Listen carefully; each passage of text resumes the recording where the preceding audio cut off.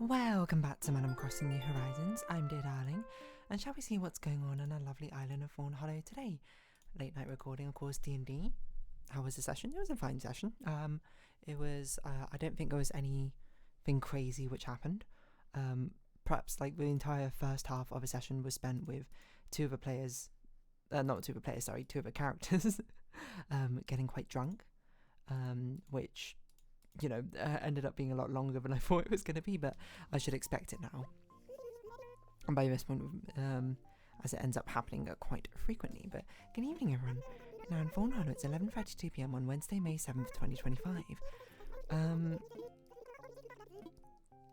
Yeah, so I'm just trying to sort of think if there's anything else I wanted to really say. There's not really much to say about today's D&D session. It was like completely fine. Like, oh, I mean, they're all fine, I guess, and above.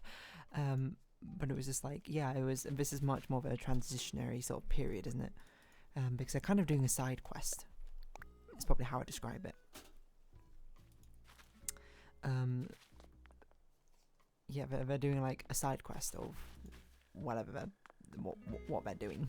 I don't know how best to put it, because they're basically trying to sort of lay low because they've raised a lot of heat and suspicion on themselves from the main quest in this arc. So yeah, I mean, both groups kind of like went through a side quest of sorts. So perhaps it's not too surprising. It's a nice sort of change of pace and a way to give other characters a little bit of a chance to shine. Anyway, what are we going to talk about today? I don't really know, to be honest, mind you. I don't have anything in mind. I feel like I'm not sitting on my chair properly. Make sure that I have good posture. Get that lumbar support in. Should I need it? It's hard to adjust it properly. Yeah, I need to make sure I actually sit on my chair properly to make sure that my back's actually being supported. Like, starting to sometimes feel like, oh, you know, not like there's a pain in my back necessarily, but I'm like, I can certainly feel like when I haven't been sitting on my chair properly, ergonomically, my back feels unsupported. Isn't it the sort of thing where you're meant to like slightly lean backwards on your chair? Is that actually the most ergonomic position or something? Or is that not right? It's something I saw once on an image, but I'm pretty sure like sitting just upright is better or something. Ergonomic sitting position. Yeah, just sitting upright. I don't know what I saw before where it was just like, it said you were meant to be like 45 degrees backwards was optimal. Because I remember seeing that and being like, I don't even know how that's remotely possible. Because I'm like, how would I sit 45 degrees leaning backwards? I can barely see my screen, if anything. I mean, this image does have a woman sitting about 45 degrees backwards. So, gotta make sure I'm sitting up, and we're all good with that. If anything, maybe my chair's a bit too high up. Now I'm looking at it. I put my chair a bit high up because I want like my wrist to be at like a sort of natural level down by my side when I'm typing, but at the same time it means that my computer monitors tend to be a bit low. I guess I should raise them up if anything. So I'm kind of like meeting their height. I don't know why this right computer monitor doesn't seem to go as high as the other one for some reason. I'm not really sure why that's the case, but yeah, maybe at some point I've got to get me a standing desk or something. But I like having a big desk. I think my big desk is just a bit awkwardly shaped at the moment, because I don't have a huge amount of room in my room. So it means that I need to basically I've clamped my drawing tablet to the front of my desk rather than the back, like you would expect to. But anyway, we're not here to talk about ergonomics this entire time. What are we here to talk about? What can we talk about? I'm just trying to think. What sort of come up in conversation recently? I'm not really sure. What have I done recently? Nothing particularly crazy. I feel like we had the Easter weekend. Not Easter weekend, sorry, bank holiday weekend. Where I watched a few movies with some friends. Notably Flown Accountant. I'm pretty sure I already spoke about that. I guess I'll just talk about a random topic again today. What should we talk about? I'm just trying to think. What games have come out? This is where we go to Arshas Games. What's been going on? I know that there's the Conclave, the Purple elections going on right now. I don't really have much, like, I don't really have a horse in that race, so I've really got not much else to say about that. I heard that they weren't able to reach a consensus. I don't know, my friend is following along, and he told me during a D&D session. I was like, right, fair enough. Let's see, what sort of games? Information is going on. Split Fiction sold 4 million copies. I still haven't bought Split Fiction. That's from the developers who did It Takes Two. I haven't had a chance to actually go ahead and play it yet. Are there any Steam sales going on? I've got something in my cart and blueprints, right? It's because I didn't end up streaming as the last weekend. Mainly because I watched a movie in 2 days in a row. And I was considering doing Monday, but then I didn't on Monday anyway.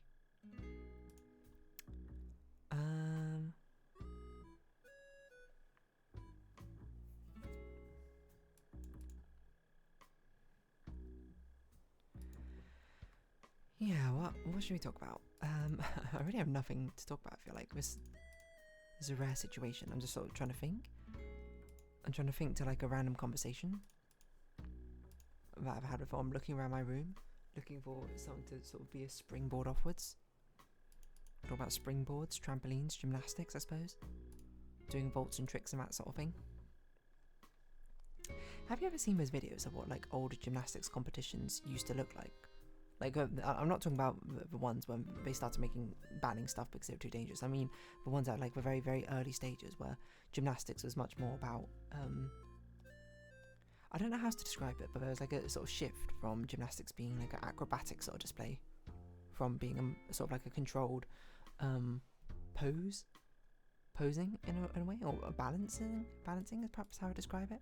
Because if you see those really, really old ones, you sort of see how they just sort of step up, they like hold a pose and they have these movements. I'm not going to say that necessarily one way is better or worse than the other. I think it's just by the nature of the evolution of sport, and it's not really my place to judge whether it's better or worse this way or not this way, because I don't partake in the sport, so what do I know? my information is severely lacking. I mean, well, certainly I've done gymnastics when I was younger. It was not really much to a competitive level. It was much more just I was a child, and that was my sport of active choice, sport of keeping active. I was like, that's such a weird way to phrase it. Did I like it? Yeah, I did enjoy it. I thought gymnastics was a fun time. I never did anything that crazy. I was never doing like vaults off springboards into like half twists or round offs or whatever. I think I said the most I could do was I could probably definitely do a flip on a trampoline, but they never allowed us to in gymnastics class. It was always like you had to do like swivel hips, as they like to call it, or seat jump or stuff like that, and you hold poses or whatever. So I never did anything all that crazy.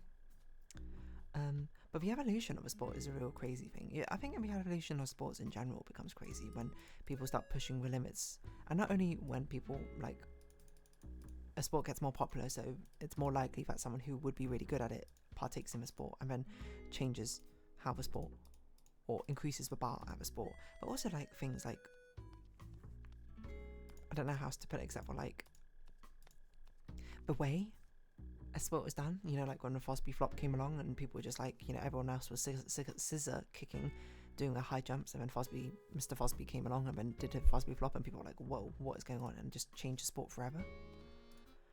I was thinking about that with like gymnastics as well, because I remember I saw a video, it was like doing arounds again, I can't remember, that Russian gymnast who like had this routine which got banned in gymnastics on the uneven bars, where you basically like stand on the bar and like do a backflip off of it or something, and how there used to be a very common move where you would basically slam your hips into the uneven bars and then just like pivot around off of that, which seems, I mean, gymnastics is a sport, a lot of sports really do push your body to the limits and end up kind of like breaking your body in one way or another.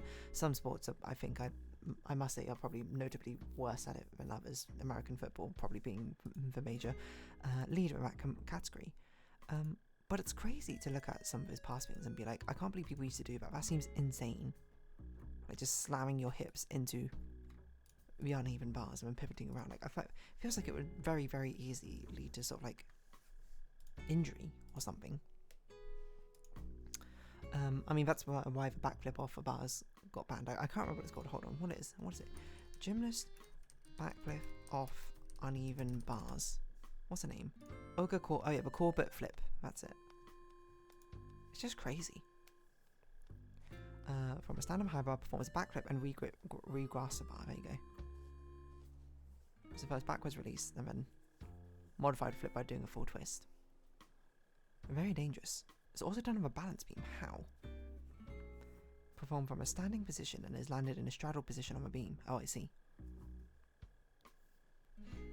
But it's now, the coda points was later modified to ban standing on a high bar during routines. I guess, wait, can you still do it on a low bar? That seems even more dangerous somehow. But anyway, the point is that video was doing the rounds, and like the initial thing I heard about it was the fact that it got banned because it was super dangerous. And while that is true, there was also another video I saw this most recent time when it was going around, which dived into like a short summary of how the sports have changed and the regulations were changed.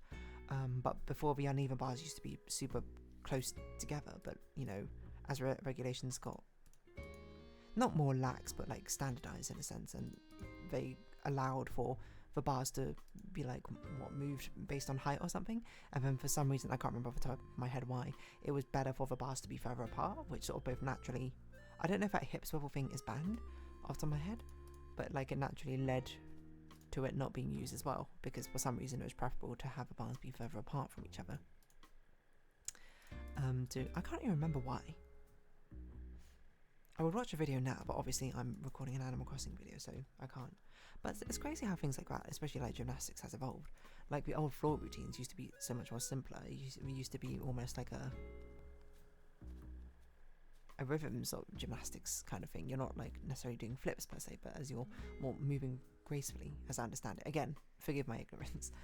Perhaps it's not really my place to say. But now, like the floors in gymnastics, they're not, by the way, if you thought they were just mats on the floor, they are like springed floors, as I understand it. I'm not sure springed as in metal springs or springs as in like foam springs or something, but it's to help sort of get a certain level of bounciness to be able to sort of catapult yourself upwards. Otherwise, it's pretty difficult, I think, to do like a quadruple axel. Well, I guess axel's probably ice skating, but a quadruple like twist or something, and a flip just from the ground, even with a running start. I think this is true, at least. Gymnastics floor. Oh, I want like I don't know, a diagram? What does it look like?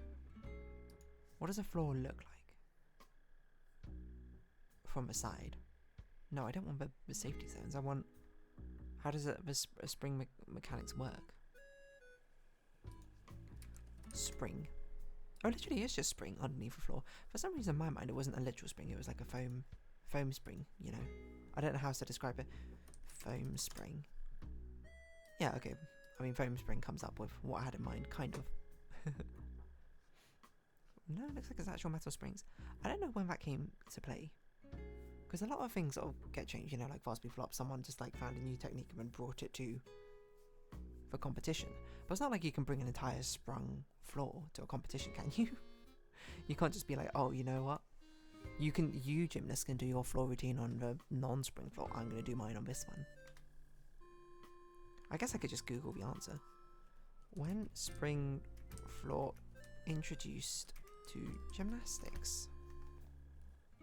1979. Spring floor coiled springs was used as a major fig event. No, even today the apparatus norms booklets talk about elasticity on the floor, but do not specify the use of springs. Yeah, interesting, isn't it? Artistic gymnastics. That's what it's called, not rhythm gymnastics. But similar with springboards as well, like springboards and let's see, gymnastics springboards evolution have gotten better over time and more springier, which allows more air, right? Okay, but this is literally a springboard called the Evolution Springboard. Gymnastics springboard through time. They've gotten springier and springier, as I understand it. I remember one we used to have back at school was, oh yeah, it's this one. Gymnastics springboard. It wasn't like a metal spring in it.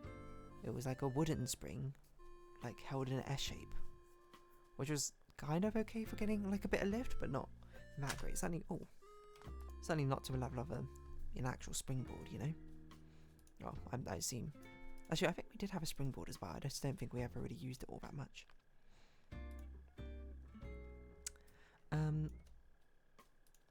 But yeah, a spring is apparently very revolutionary in the gymnastics sphere.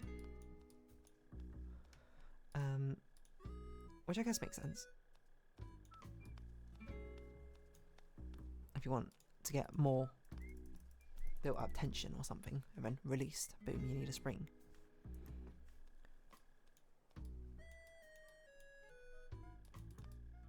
But a spring has sprung, but not in the usual sense of the season. I mean it in the sense of the actual coil, the spring. So I was just doing a thumbnail art. And isn't it fascinating to see how the sports have evolved? Like, routines get so complicated now. Like, if you brought like today's routine into like the 1930s Olympics or something, or whatever year is near enough to it, people would just be like, that is absolute insanity. How did you manage that? Actually, I think the 1930 Olympics would have been a Winter Olympics. 1920 Olympics. People would have been like, this is insanity. How do you even manage something like that? Like, people weren't even doing flips. I wonder if they even would think it's a good thing or not, because if you go back up far enough, you know, obviously it's not quite so acrobatic. Maybe people would be like, it's not a controlled display of what's going on, it's just for show. I don't know. Certainly people are quite resistant to change, and I'm sure bringing something as revolutionary as that might be a real shake-up. I don't know if it happened subtly enough in gymnastics that people didn't really notice or seem to care, but I don't know. I guess we've got to give a shout out to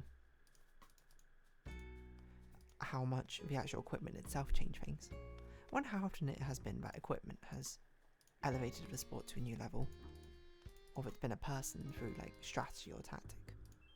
The tactical strategy one must be very rare nowadays, because presumably most of the strategies have been found. People just sort of know what to do, know the optimum. Anyway, I'm going to round this episode off here, so if you have been watching, thank you very much. It's been Animal Crossing New Horizons. I've been Dear Darling. Likes, comments, subscription, shares greatly appreciated. Socials, Discord down below. Hope to see each other again, but for now, it's our farewells. Until next time, bye bye for now.